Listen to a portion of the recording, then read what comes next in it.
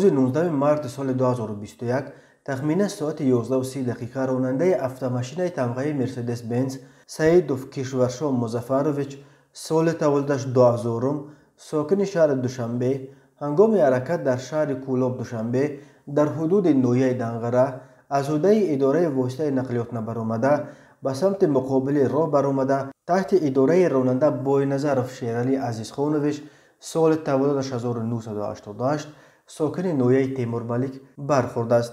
در نتیجه مسافر автомاشین تمغه مرسدس بنز تشریف محمد شیرالیویچ سال تولدش 2001 ساکن شهر دوشنبه جراحت‌های وزن جسمانی برداشته در بیمارخانه به هلاکت رسیده است. مسافر دیگر автомاشین مذکور ایسویف شیرزاد جمشیدویچ سال تولدش 1982 ساکن شهر دوشنبه جراحت‌های جسمانی برداشته در بیمارخانه بستری گردیده است. از روی حادثه مذکور تحقیقات ادامه دارد.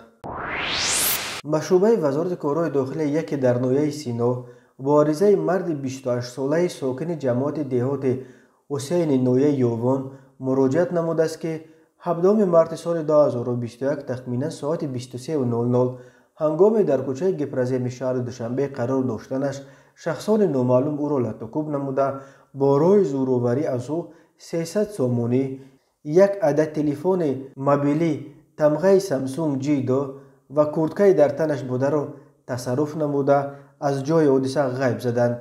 ضرری رسانیده شده 1200 سومانی را تشکیل می‌دهد. هنگام گذرانیدن چاره‌بینی اپراتیوی جستجویی از جانب کارمندان میلیسیا جوان 24 ساله ساکن جماعت دهات زیرک شهر کولوب که پیش با ماده 244 کودکس جنایتی جمهوری تاجیکستان صادر شده است و مرد 27 ساله ساکن جماعت دهات انگورباغ نویه واسه که پیش با ماده های 237 244 و 248 کودکس جنایتی جمهوری تاجیکستان صادر شده است با گمان صادر نمودن جنایت غارتگری دستگیر شدند.